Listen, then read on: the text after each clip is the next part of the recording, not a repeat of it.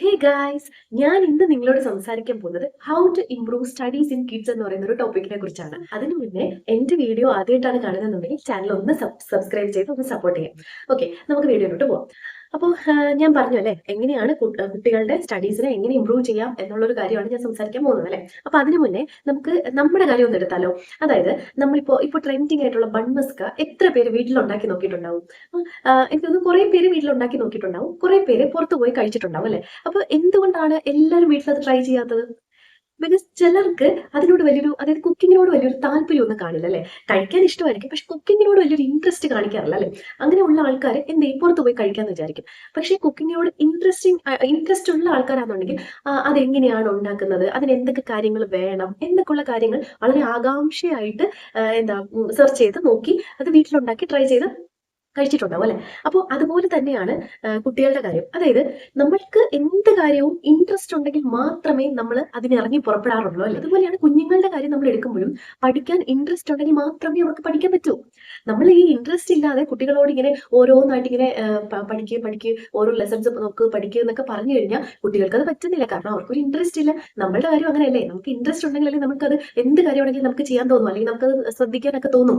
അപ്പോൾ എങ്ങനെയാണ് ഇൻട്രസ്റ്റ് കൊണ്ടുവരേണ്ടത്? അപ്പോൾ എപ്പോഴും സൈക്കോളജിയിൽ പറയുന്നത്, കുട്ടികൾക്ക് ഡിസിപ്ലിൻ ഉണ്ടാക്കുന്നതിന് മുന്നേ തന്നെ നമ്മൾ എന്ത് കാര്യമാണെങ്കിലും ഇൻട്രസ്റ്റ് ഉണ്ടാക്കുക എന്നുള്ളതാണ്. എന്തൊരു കാര്യം അനുസരിക്കണം എന്ന് നമ്മൾ വിചാരിക്കുന്നോ ആ കാര്യത്തിൽ ആ കുട്ടിക്ക് ഒരു ഇൻട്രസ്റ്റ് ഉണ്ടാകണം എന്നാണ് പറയുന്നത്. എന്നാൽ മാത്രമേ അത് കുഞ്ഞ് അനുസരിച്ച് വരൂ. സോ കുട്ടികൾക്ക് പഠിത്തത്തിൽ ഇൻട്രസ്റ്റ് കൂടാനുള്ള വഴികളാണ് ഞാൻ നിങ്ങളോട് ഷെയർ ചെയ്യാൻ ആഗ്രഹിക്കുന്നത്. ആദ്യം തന്നെ പറയട്ടെ, കുഞ്ഞുങ്ങൾക്ക് സ്റ്റഡീസിൽ ഇൻട്രസ്റ്റ് വരാനായിട്ട് നമ്മൾ എന്താ ചെയ്യേണ്ടതെന്ന് വെച്ചാൽ ലെസൺസ് റിയൽ ലൈഫുമായിട്ട് കണക്ട് ചെയ്യുക. ഇതൊക്കെ നമുക്ക് അറിയാവുന്ന കാര്യങ്ങൾ തന്നെയാണ്, പക്ഷെ പലപ്പോഴും നമ്മൾ അത് അങ്ങ് മറന്നു പോകും അല്ലെ, വിട്ടുപോകും അല്ലെ. അതായത് സ്റ്റഡീസ് നമ്മൾ ഇപ്പോൾ മാത്സ് പാടുള്ളൊരു കുഞ്ഞ്, ആ കുഞ്ഞിനെ നമ്മൾ നമ്മളുടെ ഷോപ്പിംഗ് അനുഭവങ്ങളൊക്കെ ഒന്ന് കണക്ട് ചെയ്ത് അതൊന്ന് ഒരു എക്സാമ്പിൾ ആയിട്ടൊക്കെ പറഞ്ഞ് കുഞ്ഞിനെ ഒന്ന് മനസ്സിലാക്കിക്കുക. ഇനി സയൻസ് പാടുള്ള ഒരു കുഞ്ഞാണെന്നുണ്ടെങ്കിൽ എങ്ങനെ നമുക്ക് കുക്കിംഗ് നമ്മുടെ കിച്ചണിൽ നമ്മൾ എപ്പോഴും യൂസ് ചെയ്യുന്ന വെജിറ്റബിൾസും ഫ്രൂട്ട്സും ഒക്കെ വെച്ചിട്ട് അതൊന്ന് കണക്ട് ചെയ്ത് നമുക്ക് അങ്ങനെ ഒന്ന് പഠിപ്പിച്ച് നോക്കാം. അപ്പൊ കുഞ്ഞിന് പതുക്കെ പതുക്കെ ഇൻട്രസ്റ്റ് കൂടി വരും. അപ്പൊ അതൊരു ടിപ്പാണ്. അതായത്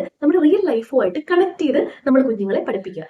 ഇനി പറയാനെന്നുണ്ടെങ്കിൽ നമ്മളൊരു കഥ പറഞ്ഞു കൊടുക്കുമ്പോൾ പോലും കുഞ്ഞിനോട് എങ്ങനെ, എന്തുകൊണ്ട് എന്നൊക്കെയുള്ള കാര്യങ്ങൾ ഇടയ്ക്കിടയ്ക്ക് ചോദിക്കണം. അതായത് ഇപ്പൊ നമ്മൾ ആമയുടെ മുയലിനെ കഥ പറഞ്ഞു കൊടുക്കുമ്പോൾ തന്നെ നമുക്ക് ചോദിക്കാം അല്ലെ, ആരാണ് വേഗത്തിൽ ഓടുന്ന ആള് എന്ന് നമുക്ക് ചോദിക്കാം. അപ്പൊ കുഞ്ഞ് പറയും മുയലാണ്. അല്ലെങ്കിൽ ആരാണ് സ്ലോ ആയിട്ട് പോകുന്നത്, ഇപ്പൊ പറയും അല്ലെ ആമയാണ്. അപ്പൊ അതുപോലെ പഠിക്കുന്ന കാര്യത്തിലും നമ്മൾ പറഞ്ഞു കൊടുത്തുകൊണ്ടിരിക്കുമ്പോൾ തന്നെ നമ്മൾ ഇത്രയും ക്വസ്റ്റ്യൻസ് കുഞ്ഞുങ്ങളോട് ചോദിക്കണം. എന്താണ് പറഞ്ഞത്, അല്ലെങ്കിൽ അത് എങ്ങനെയാണ്, അത് എന്തുകൊണ്ട് ഉണ്ടായി, അത് എന്തുകൊണ്ടാണ് ഇങ്ങനെ സംഭവിച്ചത് എന്നൊക്കെയുള്ള കാര്യങ്ങൾ നമ്മൾ ഒന്ന് എടുത്തെടുത്തൊന്ന് ചോദിക്കണം. അപ്പൊ കുഞ്ഞ് ഒന്നും കൂടെ ഒന്നും കൂടെ കുഞ്ഞിൻ്റെതായ രീതിയിൽ അത് പറയാനായിട്ട് ശ്രമിക്കും. അപ്പോൾ അത് കുറച്ചും കൂടെ കുഞ്ഞിനൊന്ന് അണ്ടർസ്റ്റാൻഡ് ആകും. പറയാനാണെന്നുണ്ടെങ്കിൽ ഫിക്സ്ഡ് ആയിട്ടുള്ള ഒരു സ്റ്റഡി റൊട്ടീൻ കൊടുക്കുക എന്നുള്ളതാണ്. അതായത് ഇപ്പോൾ വൈകുന്നേരമാണ് പഠിപ്പിക്കുന്നതെങ്കിൽ എന്നും വൈകുന്നേരം തന്നെ നിങ്ങൾ ചൂസ് ചെയ്യുക ഒരു ടൈം, അല്ലെങ്കിൽ രാവിലെ ആണെന്നുണ്ടെങ്കിൽ രാവിലെ നിങ്ങൾ ആ ഒരു ടൈം നോക്കുക. നിങ്ങൾക്ക് എപ്പോഴാണോ കുഞ്ഞിനും നിങ്ങൾക്കും എപ്പോഴാണോ സൗകര്യം ആ ഒരു ടൈം തന്നെ നിങ്ങൾ ഫിക്സ് ചെയ്യുക. അത് തന്നെയായിരിക്കണം കണ്ടിന്യൂ ചെയ്ത് പോവേണ്ടത്. പിന്നെ സെയിം റൂം ആയിരിക്കും. നമ്മളിപ്പോൾ ഏത് റൂമാണോ എന്നും പഠിക്കാനായിട്ട് എടുക്കുന്നത് ആ റൂമിൽ തന്നെ ആയിരിക്കണം കുഞ്ഞിനെ എന്നും ഇരുത്തേണ്ടത്. അല്ലാതെ ഇപ്പോൾ ഹോളിൽ പോയിരുന്ന് പഠിക്കാം, അല്ലെങ്കിൽ പിന്നെ വേറെ ദിവസം വേറെ റൂമിൽ പോയിരുന്ന് പഠിക്കാം, അങ്ങനെയല്ല. സ്റ്റഡി റൂം എന്ന് പറയുമ്പോൾ ആ ഒരു പർട്ടിക്കുലർ ഏരിയയിൽ തന്നെ ആയിരിക്കണം എപ്പോഴും. നിങ്ങൾ അത് എപ്പോഴും ശ്രദ്ധിക്കേണ്ട ഒരു കാര്യമാണ്. കാരണം അതിനൊരു റീസൺ എന്താണെന്ന് വെച്ചാൽ, നമ്മളിപ്പോൾ ഇന്നിപ്പോൾ ഹോളിൽ ഇരുന്ന് പഠിക്കുന്നു, നാളെ നമ്മൾ റൂമിൽ ഇരുന്ന് പഠിക്കുന്നു. അപ്പോൾ ഈ സ്ഥലങ്ങളിലെല്ലാം വേറെ വേറെ സാധനങ്ങളായിരിക്കും ഇരിക്കുന്നത് അല്ലെ. ഷെൽഫ് കാണും, ഹോളിലാകുമ്പോൾ ഷെൽഫ് കാണും, ഷോക്കേസ് ഒക്കെ കാണും. അപ്പൊ അതിനകത്ത് കുറെ സാധനങ്ങളൊക്കെ കാണും. പഠിച്ചുകൊണ്ടിരിക്കുമ്പോൾ സത്യം പറഞ്ഞു കഴിഞ്ഞാൽ എങ്ങനെ മറ്റുള്ള കാര്യങ്ങളിലേക്ക് പോകാം എന്നായിരിക്കും കുട്ടികൾ ആലോചിച്ചുകൊണ്ടിരിക്കുന്നത്. അപ്പൊ അതുകൊണ്ട് തന്നെ പഠിച്ചുകൊണ്ടിരിക്കുമ്പോൾ ഇവരുടെ ശ്രദ്ധ അങ്ങോട്ടൊക്കെ പോകാൻ ചാൻസ് ഉണ്ട്. ആ റൂമിലൊക്കെ പുതുതായിട്ട് എന്തൊക്കെ ഇരിക്കുന്നു, അല്ലെങ്കിൽ പഴയ കാര്യങ്ങൾ തന്നെ ആയിരിക്കും. പക്ഷേ നമ്മൾ പഠിപ്പിക്കാനിരിക്കുമ്പോൾ കുഞ്ഞിന് അതൊക്കെ ഭയങ്കര ഒരു കൗതുകമായിരിക്കും നോക്കാനായിട്ട്. ഫിക്സ്ഡ് ആയിട്ടുള്ള ഒരു ടൈം എടുക്കുക, ഒരു ഫിക്സ്ഡ് ആയിട്ടുള്ള റൂം, അതായത് ഒരു പർട്ടിക്കുലർ ഏരിയ നമ്മൾ സെലക്ട് ചെയ്ത് വെക്കുക. അവിടെ തന്നെ ആയിരിക്കണം എപ്പോഴും നമ്മൾ പഠിപ്പിക്കാൻ ഇരുത്തേണ്ടത്. അത് കുഞ്ഞിന്റെ അറ്റൻഷൻ ഒക്കെ കുറയാതിരിക്കാനായിട്ട് ഹെൽപ്പ് ചെയ്യും. ഞാൻ പറഞ്ഞു സ്കൂൾ കഴിഞ്ഞ് വന്നിട്ട് സ്കൂൾ കഴിഞ്ഞ് വരുന്ന കുഞ്ഞുങ്ങൾ കുറച്ചൊന്ന് റിലാക്സ് ആയി ട്യൂഷനൊക്കെ കഴിഞ്ഞിട്ടൊക്കെ ആയിരിക്കും നമ്മുടെ അടുത്ത് വരുന്നത് അല്ലേ. അപ്പൊ നമ്മൾ എന്ത് ചെയ്യാന്ന് വെച്ചാൽ ഒരു 25 മിനിറ്റ്സ് നമ്മൾ പഠിപ്പിച്ചിട്ട് ഒരു ബ്രേക്ക് കൊടുക്കുക. ഒരു 25 to 40 മിനിറ്റ്സ് വരെ നമുക്ക് ഒന്ന് കുഞ്ഞിനെ ഒന്ന് ഇരുത്തിയാൽ മതിയാകും എന്നാണ് എൻ്റെ ഒരു ഒപ്പീനിയൻ. കാരണം കുഞ്ഞ് ഓൾറെഡി ടയർഡ് ആയിരിക്കും, പഠിച്ച് ടയർഡ് ആയിട്ടൊക്കെ ആയിരിക്കും വരുന്നത്. അപ്പൊ നമ്മളൊരു 25 to 40 മിനിറ്റ്സ് കൊടുക്കുക. അതിനുശേഷം നമ്മളൊരു ബ്രേക്ക് കൊടുക്കുക. പിന്നെ നമ്മൾ വലിയ ലെസൺസ് ഒക്കെ ആണെന്നുണ്ടെങ്കിൽ നമ്മൾ ഓരോ സെഷൻസിലും അതിനെ ഒന്ന് ലഘൂകരിച്ച് അതിനെ ഒന്ന് സിംപ്ലിഫൈ ചെയ്ത്, ഇപ്പോൾ ടീച്ചർ ചിലപ്പോൾ കൊടുക്കുന്ന നോട്ട്സ് ചിലപ്പോൾ ഇച്ചിരി പാടുള്ളതാണെന്ന് കുട്ടിക്ക് അത് പാടായിട്ട് നമുക്ക് ഫീൽ ചെയ്യുവാന്നുണ്ടെങ്കിൽ ഒന്നെങ്കിൽ നമ്മൾ അതിനെ ഒന്ന് സിംപ്ലിഫൈ ചെയ്ത് കൊടുക്കും. പറയാനെന്നുണ്ടെങ്കിൽ എക്സാമിന് തലേ ദിവസമായിരിക്കും നമ്മൾ കുഞ്ഞുങ്ങളെ പിടിച്ചിട്ട് എല്ലാം കൂടി പഠിപ്പിക്കുന്നത് അല്ലേ? അത് യഥാർത്ഥത്തിൽ റോങ് ആണ് സത്യം പറഞ്ഞു കഴിഞ്ഞാൽ. കാരണം നമ്മൾ മുന്നേ കൂട്ടി കുറച്ച് പോർഷൻസ് ആയിട്ട് കുഞ്ഞിനെ പഠിപ്പിച്ചുകൊണ്ട് വന്നു കഴിഞ്ഞാൽ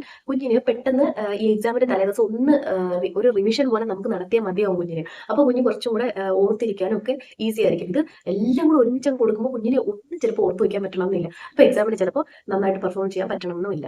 അപ്പോൾ അതുകൊണ്ട് തന്നെ എക്സാമിന്റെ തലേദിവസം എല്ലാം കൂടെ പഠിപ്പിക്കാമെന്ന് വിചാരിച്ചിരിക്കുന്നത് മണ്ടത്തരമാണ്. അപ്പോൾ അതിന് മുന്നേ തന്നെ നിങ്ങൾക്ക് കിട്ടുന്ന ടൈമിലൊക്കെ, അതായത് ഇപ്പം സാറ്റർഡേ സൺഡേ ഹോളിഡേയ്സ് ഒക്കെ ഉണ്ടല്ലോ, ആ സമയത്തൊക്കെ പോർഷൻസ് കുറച്ചായിട്ട് ഓരോ സെഷൻസ് എടുത്ത് കുഞ്ഞിനെ അങ്ങ് അത് പഠിച്ച് തറാക്കി വിടുക എന്നുള്ളതാണ്. ഇനിയിപ്പോൾ തന്നെ നമ്മൾ കാണാപ്പെടുമ്പോൾ തലേദിവസം പഠിക്കുമ്പോൾ ചിലപ്പോൾ അത്രത്തോളം ആ ഒരു എന്തെങ്കിലും ഒരു കാര്യം പഠിക്കുമ്പോൾ അതിന്റെ മീനിങ് ഒന്ന് കറക്റ്റ് അങ്ങോട്ട് നമുക്ക് അതിനെ പറഞ്ഞ് മനസ്സിലാക്കി കൊടുക്കാൻ ചിലപ്പോൾ ടൈം കിട്ടണമെന്നില്ലല്ലേ? അപ്പൊ അതുകൊണ്ട് തന്നെ കുഞ്ഞ് കാണാപ്പാടം പഠിച്ചിട്ടായിരിക്കും പോകുന്നത്. ഈ കാണാപ്പാടം പഠിക്കുമ്പോൾ പ്രശ്നം എന്താണ്? കുഞ്ഞിന് പേടിയായിരിക്കും. പേടി ഒരിക്കലും ഓർമ്മശക്തി കൂട്ടില്ല, അത് കുറയ്ക്കേ ഉള്ളൂ. കുഞ്ഞിന് ഭയമായിരിക്കും. അപ്പോൾ ഒരു വാക്ക് എവിടെയെങ്കിലും വിട്ടുപോയി കഴിഞ്ഞാൽ പിന്നെ കുഞ്ഞിന് ഓർത്തെടുക്കാൻ പറ്റാത്തൊരവസ്ഥയായിരിക്കും. അപ്പൊ അതുകൊണ്ട് തന്നെ നമ്മൾ ഈ പറഞ്ഞതുപോലെ എക്സാമിന് തലേദിവസം പഠിപ്പിക്കാതെ നമ്മൾ മുന്നേ ദിവസങ്ങളിൽ തന്നെ കുഞ്ഞിനെ ഓരോ പോർഷൻസ് ആയിട്ട് കവർ ചെയ്ത് വരിക. ഈ പഠിച്ച കാര്യങ്ങൾ എന്താണ് നമ്മൾ സിംപ്ലിഫൈ ചെയ്തൊക്കെ കൊടുത്തിട്ടുണ്ടല്ലേ? അപ്പൊ നമ്മൾക്ക് കുഞ്ഞിനോടൊന്ന് ചോദിക്കാം, എന്താണ് നിനക്കിത് മനസ്സിലായത് എന്ന് ചോദിക്കാം. കുഞ്ഞിൻ്റെതായ ഭാഷയിൽ ഒന്ന് പറഞ്ഞു തരാൻ പറയാം. അപ്പൊ അവൻ ആ ഒരു ഐഡിയ കിട്ടിയിട്ടുണ്ടോ എന്നുള്ളത് നമുക്ക് മനസ്സിലാക്കാൻ പറ്റും. അതുപോലെ തന്നെ നമ്മളെ ഒന്ന് പഠിപ്പിക്കാൻ പറയാം. അതായത് കുഞ്ഞിന്റെ ഓർമ്മശക്തി കൂട്ടാനുള്ള ഒരു ടിപ്പാണ്. ഒരു എന്തെങ്കിലും ഒരു കാര്യം, ഇപ്പൊ ഫോട്ടോസിന്തസൈസിസ് എങ്ങനെ നമുക്ക് അത് പറഞ്ഞു കൊടുത്തിട്ട് നമുക്ക് അവനോട് ചോദിക്കാം, നീ ഇനി എനിക്കൊന്ന് പഠിപ്പിച്ചു തരാൻ പറ്റുമോ? മോൻ എനിക്കൊന്ന് പഠിപ്പിച്ചു തരാം, അല്ലെങ്കിൽ മോൾ എനിക്കൊന്ന് പഠിപ്പിച്ചു തന്നെ, അമ്മയ്ക്കൊന്ന് പഠിപ്പിച്ചു തന്നെ, ഇത് എങ്ങനെയാണെന്ന്. അപ്പൊ കുഞ്ഞിൻ്റെതായ ഒരു ഐഡിയയിൽ കുഞ്ഞിൻ്റെതായ ഒരു ഭാഷയിൽ അത് പഠിപ്പിച്ചു തരും അല്ലേ? അപ്പൊ നമുക്ക് മനസ്സിലാക്കാൻ പറ്റും മോക്ക് ഇത് കറക്റ്റ് ഐഡിയ കിട്ടിയിട്ടുണ്ടോ, എങ്ങനെയാണ് എന്നുള്ള കാര്യം നമുക്ക് മനസ്സിലാക്കാൻ പറ്റും. അപ്പൊ ഇത് അവളെ കൂടുതൽ, അല്ലെങ്കിൽ അവനെ കൂടുതൽ ഓർമ്മശക്തി എന്താണ് ആ ഒരു ഫോട്ടോസിന്തസിസ് എന്ന് പറയുന്ന ഒരു ക്വസ്റ്റ്യൻ എക്സാമിന് വരുമ്പോൾ ആൾക്ക് കൂടുതൽ ഓർത്തെടുത്ത് എഴുതാനായിട്ട് അത് ഹെൽപ്പ് ചെയ്യുകയും ചെയ്യും. അപ്പൊ നമ്മളെ ഒന്ന് പഠിപ്പിക്കാൻ പറയുക. ഏത് കാര്യവും കുഞ്ഞിന് കുറച്ച് പാടുള്ള കാര്യങ്ങളെല്ലാം നമ്മൾ അങ്ങനെ ചെയ്യുക. ഒന്ന് സിംപ്ലിഫൈ ചെയ്ത് നമ്മളൊരു ചെറിയ സെന്റൻസ് ആക്കി കൊടുക്കുക. എന്നിട്ട് നമ്മളെ ഒന്ന് പഠിപ്പിക്കാൻ പറഞ്ഞു നോക്കുക. അപ്പോൾ കുഞ്ഞിനത് കുറച്ചുകൂടെ ഇൻട്രസ്റ്റിംഗും ആയിരിക്കും. നമ്മൾ എപ്പോഴും ഒരു പുഷ് ഫാക്ടർ ആകാതിരിക്കുക കുഞ്ഞുങ്ങളുടെ ലൈഫിൽ. എപ്പോഴും നമ്മൾ സപ്പോർട്ട് ചെയ്യുക എന്നുള്ളതാണ്. കുഞ്ഞിനെ എപ്പോഴും ഒരു സപ്പോർട്ടറായിട്ടാണ് നമ്മൾ നിൽക്കേണ്ടത്. ഒരിക്കലും പുഷ് ഫാക്ടർ ആയി കഴിയുമ്പോൾ കുഞ്ഞിന് പതുക്കെ എന്താണ് നമ്മളിങ്ങനെ പുഷ് ചെയ്ത് വിടുമ്പോൾ തന്നെ ആൾക്ക് ആ ഇൻട്രസ്റ്റ് കുറഞ്ഞു വരും. അപ്പം നമ്മൾ ഇടയ്ക്ക് ആ കുഞ്ഞിന്റെ കൂടെ പോയിരിക്കുക, നമ്മൾ ആ കുഞ്ഞെടുക്കുന്ന എഫേർട്ടിന് ഒരു പ്രൈസ് കൊടുക്കുക. ഇതൊക്കെ സത്യം പറഞ്ഞാൽ കുഞ്ഞിനെ കുറച്ചും കൂടെ പഠിത്തത്തിൽ ഒരു ഇൻട്രസ്റ്റ് ഉണ്ടാക്കിയെടുക്കാനായിട്ട് ഹെൽപ്പ് ചെയ്യും. എപ്പോഴും കമ്പയർ ചെയ്യും അല്ലേ മറ്റുള്ള കുട്ടികളുമായിട്ട്, അത് തെറ്റാണ്. അത് നമ്മൾ സ്റ്റോപ്പ് ചെയ്യുക. കുഞ്ഞുങ്ങളെ കമ്പയർ ചെയ്യുക, മറ്റുള്ള കുട്ടികളുമായിട്ട് കമ്പയർ ചെയ്യാതെ നമ്മളൊരു സപ്പോർട്ടറായിട്ട് നമ്മൾ ഒപ്പം കൂടുക എന്നുള്ളതാണ്. കുഞ്ഞിന് എന്ത് ബുദ്ധിമുട്ടുകൾ ഉണ്ടെങ്കിലും നമ്മൾ കൂടെ ഉണ്ട് എന്നുള്ളൊരു സംഭവം കുഞ്ഞിന് കിട്ടുക എന്നുള്ളതാണ്. അപ്പൊ പതുക്കെ നമ്മൾ പറയുന്ന കാര്യങ്ങളും അവന് അണ്ടർസ്റ്റാൻഡ് ആകും, അല്ലെങ്കിൽ നമ്മൾ അവനെ പുഷ് ചെയ്യുന്നില്ല എന്ന് അവന് ഫീൽ ചെയ്യും. അല്ലാതെ നമ്മൾ എപ്പോഴും ഇങ്ങനെ സപ്പോർട്ട് ചെയ്യാതെ മറ്റുള്ളവരെ കമ്പയർ ചെയ്തൊക്കെ സംസാരിക്കുമ്പോൾ അവന് തന്നെ തോന്നും, അല്ലെങ്കിൽ അവൾക്ക് തന്നെ തോന്നും, അമ്മ ഇങ്ങനെ എന്തോ കാര്യം എന്നെ കൊണ്ട് ഇങ്ങനെ എടുക്കാൻ പറ്റാത്ത എന്തോ കാര്യം എന്നെ കൊണ്ട് ഇങ്ങനെ ചെയ്യിപ്പിക്കുവാണ് എന്നൊരു തോന്നൽ വരും. അങ്ങനെയല്ല, എന്നെ കൊണ്ട് അത് പറ്റും, അതുകൊണ്ടാണ് അമ്മ ഇത് പറയുന്നത്, അല്ലെങ്കിൽ എന്നെ കൊണ്ട് പറ്റും എന്നുള്ളതുകൊണ്ടാണ് അമ്മ അത്രയും കൂടെ ചേർന്ന് നിന്ന് എന്നെ സപ്പോർട്ട് ചെയ്യുന്നത് എന്നുള്ളൊരു സംഭവമാണ് കുഞ്ഞിന് കിട്ടേണ്ടത്. അപ്പൊ അത് പ്രത്യേകം ശ്രദ്ധിക്കുക.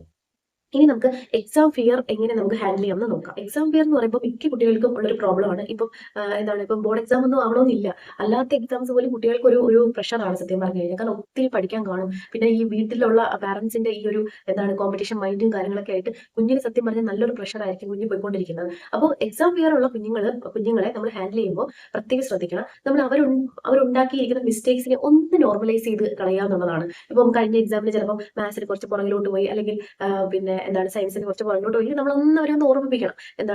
മാത്സ് കുറച്ചൊന്ന് പുറകിൽ പോയി, അത് സാരമില്ല, നമുക്ക് ഇപ്രാവശ്യം മാത്സ് കൂടുതൽ നമുക്കൊന്ന് ടൈം എടുത്ത് പഠിച്ചു നോക്കാം എന്നുള്ള കാര്യം പറഞ്ഞ് ആ ഒരു മിസ്റ്റേക്കിനെ നമ്മളൊന്ന് നോർമലൈസ് ചെയ്ത് വിടുക എന്നുള്ളതാണ്. അല്ലാതെ അവരെ ചുമ്മാ അതിന്റെ പേരിൽ വഴക്ക് പറയും, അല്ലെങ്കിൽ അതൊന്നും ഈ എക്സാം വരുമ്പോഴും നമ്മൾ ആ പഴയ എക്സാമിന്റെ മിസ്റ്റേക്സുകൾ ഇങ്ങനെ പറഞ്ഞ് കുറ്റപ്പെടുത്തുകയൊക്കെ ചെയ്തു കഴിഞ്ഞാൽ അത് കുഞ്ഞിന്റെ പേടി കൂട്ടാനായിട്ട് കാരണമാകും. പിന്നെ ഒരു കാര്യം പറയാം, ബ്രീത്തിങ് എക്സസൈസ്. അത് വളരെ ഇമ്പോർട്ടന്റ് ആയിട്ടുള്ള കാര്യമാണ്. അത് വളരെ യൂസ്ഫുൾ ആയിട്ടുള്ള ഒരു കാര്യമാണ്. ബ്രീത്തിങ് എക്സസൈസ് എന്ന് പറയുമ്പോൾ നമുക്ക് ഒരു ഡീപ് ബ്രീത്ത് എടുത്ത് എക്സാം തുടങ്ങുന്നതിന് മുന്നേ, ഹോളിൽ കയറുന്നതിന് മുന്നേ, അല്ലെങ്കിൽ ക്ലാസ്സിൽ കയറുന്നതിന് മുന്നേ ഒരു ഡീപ് ബ്രീത്ത് എടുക്കാൻ കുഞ്ഞുങ്ങളെ പഠിപ്പിക്കുക. ഒരു 5 പ്രാവശ്യം ഇതൊന്ന് ചെയ്ത് ശ്വാസം നന്നായിട്ട് വലിച്ചെടുക്കുക, പുറത്തേക്ക് വിടുക. ആ ഒരു എക്സസൈസ് നിങ്ങളൊന്ന് പ്രാക്ടീസ് ചെയ്യിപ്പിക്കുക കുഞ്ഞുങ്ങളെ. എന്നിട്ട് എക്സാമിന് തൊട്ട് മുന്നേ ഇതൊന്ന് ചെയ്യാനായിട്ട് അവരോട് പറയുക. അപ്പൊ അതും എക്സാം ഫിയർ ഒന്ന് കുറഞ്ഞിരിക്കാനായിട്ട് ഹെൽപ്പ് ചെയ്യും. ഇനി വരും ദിവസങ്ങളിൽ ഞാൻ കുറെ ടിപ്സ് ഒക്കെ ആഡ് ചെയ്യാം കേട്ടോ. അതായത് ഈ ബ്രീത്തിങ് എക്സസൈസ്, അതുപോലെ ഈ മൈൻഡ്ഫുൾനെസ് പോലുള്ള കാര്യങ്ങൾ ഞാൻ വരുന്ന അടുത്ത വീഡിയോസിലൊക്കെ ഞാൻ ആ കാര്യങ്ങളൊക്കെ ഇടുന്നതായിരിക്കും. അപ്പൊ നമ്മൾ ഒരിക്കലും കുഞ്ഞിനെ പേടി ഉണ്ടാക്കുന്ന രീതിയിൽ പഴയ മിസ്റ്റേക്സ് ഒക്കെ ഓർമ്മിപ്പിച്ച് കുത്തി വേദനിപ്പിച്ച് കുഞ്ഞിനെ വിടാതിരിക്കുക എക്സാമിന്. അവരെ വളരെ ഹാപ്പി ആയിട്ട്, അല്ലെങ്കിൽ അവളെ വളരെ ഹാപ്പി ആയിട്ട് കുഴപ്പമില്ല, നിന്നെ കൊണ്ട് പറ്റും എന്നുള്ള രീതിയിൽ കൂടെ ഇരുന്ന് ഒന്ന് സപ്പോർട്ട് ചെയ്ത് പഠിപ്പിച്ച് വിടുക.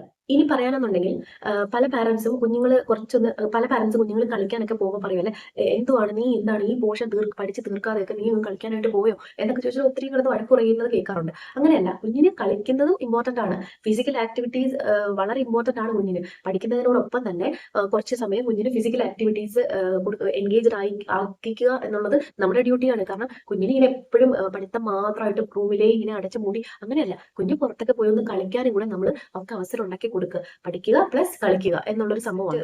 പിന്നെ അത് മാത്രമല്ല, correct food, sleep, they should sleep at least 8 to 10 hours എന്നുള്ളതാണ്.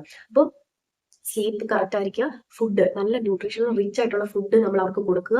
ഇതൊക്കെ തന്നെ അവരുടെ മെമ്മറി കുറച്ചും കൂടെ ബൂസ്റ്റപ്പ് ആവാനായിട്ട് ഹെൽപ്പ് ചെയ്യും. വാട്ടർ, നന്നായിട്ട് വെള്ളം കുടിക്കുക എന്നുള്ളതാണ് കുഞ്ഞുങ്ങൾക്ക് അതുപോലെ നമ്മൾ വെള്ളം കൊടുക്കുക എന്നുള്ളതാണ്. ഇടയ്ക്കിടയ്ക്ക് ഇപ്പം സ്കൂളിൽ പോയാലും നിങ്ങൾ വാട്ടർ ബോട്ടിലൊക്കെ ചെക്ക് ചെയ്യണം, കുഞ്ഞ് നന്നായിട്ട് വെള്ളം കുടിക്കുന്നുണ്ടോ എന്നുള്ളതൊന്ന് ചെക്ക് ചെയ്യണം. അപ്പൊ ഇത്രയും കാര്യങ്ങൾ കൂടെ നോക്കണം. നമ്മൾ പഠിത്തം മാത്രമല്ല, കുഞ്ഞുങ്ങളുടെ ഫിസിക്കൽ ആക്ടിവിറ്റീസ് കറക്റ്റ്, കുഞ്ഞുങ്ങൾ ഫിസിക്കൽ ആക്ടിവിറ്റീസിൽ എൻഗേജ്ഡ് ആവുന്നുണ്ടോ, കുഞ്ഞിന് നല്ല സ്ലീപ്പ്, കറക്റ്റ് ഉറക്കം കിട്ടുന്നുണ്ടോ, കറക്റ്റ് പ്രോപ്പറായിട്ട് നന്നായിട്ട് ഫുഡ് നമ്മൾ കൊടുക്കുന്നുണ്ടോ, ഇത്തരം കാര്യങ്ങളും കൂടെ ഇതിനൊപ്പം നമ്മൾ ശ്രദ്ധിച്ചു. അറ്റൻഷനാണ് ലേണിംഗിന്റെ ഏറ്റവും ഇമ്പോർട്ടന്റ് ആയിട്ടൊരു കാര്യം. അറ്റൻഷൻ ഉണ്ടെങ്കിൽ മാത്രമേ നമുക്ക് ലേൺ ചെയ്യാൻ പറ്റൂ. ഏതൊരാൾക്കും അങ്ങനെയാണ്, വലിയ ആൾക്കാർക്കാണെങ്കിലും അങ്ങനെയാണ്. അറ്റൻഷൻ ഉണ്ടെങ്കിൽ മാത്രമേ നമുക്കൊരു കാര്യം ലേൺ ചെയ്യാൻ പറ്റൂ. അപ്പൊ അതുകൊണ്ട് തന്നെ ഈ പഠിക്കുന്ന സമയത്ത് സ്ക്രീൻ ടൈം പാടെ ഒഴിവാക്കുക. മൊബൈലൊന്നും അടുത്ത് വെക്കാനേ പാടില്ല. സ്ക്രീൻ ടൈം പാടെ ഒഴിവാക്കുക എന്നുള്ളതാണ് അടുത്തൊരു ടിപ്പ് എന്ന് പറയുന്നത്. സ്ക്രീൻ ടൈം എപ്പോഴും ഒരു റിവാർഡായിട്ട് നമുക്ക് വേണമെങ്കിൽ കൊടുക്കാം. അതും അത്ര ഇങ്ങോട്ട് സൈക്കോളജിയിൽ അത്രയും അതങ്ങോട്ട് സപ്പോർട്ട് ചെയ്യുന്നില്ല എങ്കിൽ പോലും നമ്മൾക്ക് ഒരു റിവാർഡായിട്ട് വേണമെങ്കിൽ ഫോൺ നമുക്ക് കൊടുക്കാം, മൊബൈലിൽ നമുക്ക് കൊടുക്കാം. പക്ഷെ അല്ലാതെ അതൊരു ഹാബിറ്റ് ആക്കി മാറ്റരുത്. ഫോൺ യൂസ് ചെയ്യുന്നത് ഒരു ഹാബിറ്റ് ആക്കി മാറ്റാൻ പാടില്ല. റിവാർഡ് പോലെ കൊടുക്കാം. പിന്നെ അതുപോലെ തന്നെ ബിഫോർ ബെഡ്, അതും വളരെ ഇമ്പോർട്ടന്റ് ആണ്. നമ്മൾ കുഞ്ഞ് ഉറങ്ങാനായിട്ട് പോകുന്നതിന് മുന്നേ ഫോൺ കാണിക്കുന്ന ഒരു പരിപാടി ഉണ്ടല്ലേ. നമ്മൾക്ക് നല്ല ഉറക്കം വരുന്നുണ്ടാവും, കുഞ്ഞുങ്ങൾ ഉറങ്ങുന്നില്ല, അപ്പൊ നമ്മൾ ചിലപ്പോൾ ഫോണൊക്കെ കൊടുക്കും അല്ലേ. അപ്പൊ അതും ഇവരുടെ മെമ്മറിയെ ബാധിക്കാനായിട്ട് സാധ്യതയുണ്ട്. അപ്പൊ അതുകൊണ്ട് തന്നെ ആ സമയങ്ങളിൽ സ്റ്റോറി ബുക്സ് അല്ലെങ്കിൽ എന്തെങ്കിലും ആക്ടിവിറ്റി ബുക്സ് ഒക്കെ ഉണ്ടല്ലോ, അതൊക്കെ കൊടുക്കുക. എഴുതാനായിട്ടും വരയ്ക്കാനായിട്ടും കുഞ്ഞു സ്റ്റോറീസ് നമ്മൾ തന്നെ വായിച്ചു കൊടുക്കുക. വായിക്കാൻ അറിയാത്ത കുഞ്ഞുങ്ങളാണെന്നുണ്ടെങ്കിൽ നമ്മൾ തന്നെ സ്റ്റോറീസ് വായിച്ചു കൊടുക്കുക. അല്ലെങ്കിൽ ആ കുഞ്ഞിനെ അറിയാവുന്നുണ്ടെങ്കിൽ കുഞ്ഞിന് ഇൻട്രസ്റ്റിംഗ് ആയിട്ടുള്ള, ഇൻട്രസ്റ്റ് ഇല്ലാത്ത വലിയ സ്റ്റോറീസ് കൊടുത്തു കഴിഞ്ഞാൽ ചിലപ്പോൾ കുഞ്ഞ് വായിക്കണം എന്നില്ല. അപ്പൊ നമ്മൾ കുഞ്ഞിന് ഇൻട്രസ്റ്റ് ഉള്ള സ്റ്റോറീസ് എടുത്തിട്ട് അത് വായിക്കാനായിട്ട് കൊടുക്കണം. അപ്പൊ കുഞ്ഞത് അങ്ങനെ വായിച്ചിട്ട് പതുക്കെ ഉറക്കത്തിലേക്ക് പോയിക്കോളും. അപ്പൊ ഈ ഒരു ഉറങ്ങുന്നതിന് മുന്നേ ഫോൺ യൂസ് ചെയ്യുന്നത് കുഞ്ഞിന്റെ മെമ്മറിയെ ബാധിക്കാൻ, അതായത് ബ്രെയിനെ അഫക്ട് ചെയ്യാനായിട്ട് ചാൻസ് ഉണ്ട്, അറ്റൻഷൻ കുറയാനായിട്ട് ചാൻസ് ഉണ്ട്. പിന്നെ എപ്പോഴും മനസ്സിലാക്കേണ്ട ഒരു കാര്യം, അതായത് വലിയ ലെസൺസ് നമ്മൾ കുഞ്ഞിനെ, നമ്മളെ വെച്ചിട്ടായിരിക്കും നമ്മൾ കുഞ്ഞിനെ നോക്കി കാണുന്നത്. അത് തെറ്റാണ്. അപ്പൊ ഓരോ കളിക്കുന്ന ടോയ്സിൽ പോലും ഓരോ ഏജ് കൊടുത്തിട്ടുണ്ടായിരിക്കും അല്ലെ. ഏജ് അപ്രോപ്രിയേറ്റ് ആയിട്ടുള്ള ടോയ്സ് നമ്മൾ ചൂസ് ചെയ്യണം എന്ന് പറയുന്നത് എന്തുകൊണ്ടാണ്? കാരണം ആ ഏജിൽ കളിക്കാൻ, അതായത് ഇപ്പോ എങ്ങനെ പറയണ്ടേ, ഇപ്പൊ ഒരു 5 വയസ്സായ കുഞ്ഞിന് കളിക്കാൻ പറ്റിയ ഒരു ടോയ് ഞാനൊരു 3 വയസ്സായ കുഞ്ഞിന് കൊടുക്കുവാണെങ്കിൽ കുഞ്ഞിന് ചിലപ്പോൾ പറ്റണമെന്നില്ല. ചിലപ്പോ പറ്റും, ചില കുഞ്ഞുങ്ങൾക്ക് ചിലപ്പോൾ അത് പറ്റുമായിരിക്കും. പക്ഷെ ഒരുപാട് കുഞ്ഞുങ്ങൾ, ഒരു 100 കുട്ടികളെ എടുത്തു കഴിഞ്ഞാൽ അതിലൊരു ചിലപ്പോൾ ഒരു 80% കുട്ടികൾക്കും ചിലപ്പോൾ അത് പറ്റണമെന്നില്ല. 20% ചിലപ്പോൾ പറ്റുമായിരിക്കും. അപ്പോൾ ഏജ് അപ്രോപ്രിയേറ്റ് ആയിട്ടുള്ള ടോയ്സ് കൊടുക്കുക അല്ലെങ്കിൽ പസിൽ കൊടുക്കുക എന്ന് പറയുന്നത് വളരെ ഇമ്പോർട്ടന്റ് ആണ്. അതുപോലെയാണ് ലെസൺസും. നമ്മൾ വിചാരിക്കും ഇത്രയും എന്തുകൊണ്ട് നിന്നെ കൊണ്ട് പറ്റുന്നില്ല, ഇത്ര ബൾക്കായിട്ടുള്ള ലെസൺസ് നമ്മൾ പഠിപ്പിക്കാനായിട്ട് ട്രൈ ചെയ്യും അല്ലെ. എപ്പോഴും പല പാരന്റ്സും അവരെ വെച്ചിട്ടാണ് അവർ കുഞ്ഞിനെ നോക്കുന്നത്. അതായത് ഇപ്പൊ ഒരു കാര്യം പഠിക്കാനായിട്ട് എടുക്കുന്ന ഒരു കാര്യം അവർക്കത് മനസ്സിലാക്കി അവർ വിചാരിക്കുന്നത് കുട്ടിക്കും അത് പെട്ടെന്ന് മനസ്സിലാകും എന്നാണ്. അങ്ങനെയല്ല, കുട്ടിക്ക് അത് അത്രയും കാര്യങ്ങൾ ചിലപ്പോൾ ആ ഏജിൽ പഠിക്കാനായിട്ട് ഉണ്ടെങ്കിൽ പോലും ചിലപ്പോൾ അവനത് പറ്റണമെന്നില്ല. അപ്പൊ നമ്മൾ എന്താ ചെയ്യുക, അതിനെ കുറച്ച് ഒരു ചെറിയ പോർഷൻസ് ആക്കി കൊടുത്തു കഴിഞ്ഞാൽ അവൻ ചിലപ്പോൾ അത് പഠിച്ചെടുക്കും. കുറച്ച് ടൈം എടുത്തായാലും അത് പതുക്കെ പഠിച്ചെടുത്തു കഴിഞ്ഞാൽ അവൻ അത് പെട്ടെന്ന് മറക്കില്ല. അതല്ലാതെ നമ്മൾ അവനെ ഇരുന്ന് പുഷ് ചെയ്ത് നിന്നെ കൊണ്ട് എന്തുകൊണ്ട് പറ്റുന്നില്ല എന്ന് പറഞ്ഞ് കാണാപ്പാടം പഠിപ്പിച്ചു കഴിഞ്ഞാൽ എക്സാം ആകുമ്പോൾ അത് മറന്നു പോകും. അപ്പോൾ കുറച്ച് ചെറിയ പോർഷൻസ് ആക്കി കുഞ്ഞിനെ പഠിപ്പിക്കുക എന്നുള്ളതാണ്. ഇപ്പം ഞാൻ പറഞ്ഞല്ലോ ടോയ്സ് ആണെങ്കിൽ ഏജ് അപ്രോപ്രിയറ്റ്. ഇപ്പൊ 5 വയസ്സായ കുഞ്ഞിന്റെ ടോയ്സ് 5 വയസ്സ് ആയ കുട്ടി 5 വയസ്സ് എന്താണ് 5 വയസ്സ് അതിന് ശേഷമുള്ള കുട്ടികൾക്ക് മാത്രമേ അത് കളിക്കാൻ പറ്റൂ. അല്ലാത്ത കുട്ടികൾക്കും കളിക്കാൻ കേട്ടോ, ഇല്ലാന്നല്ല.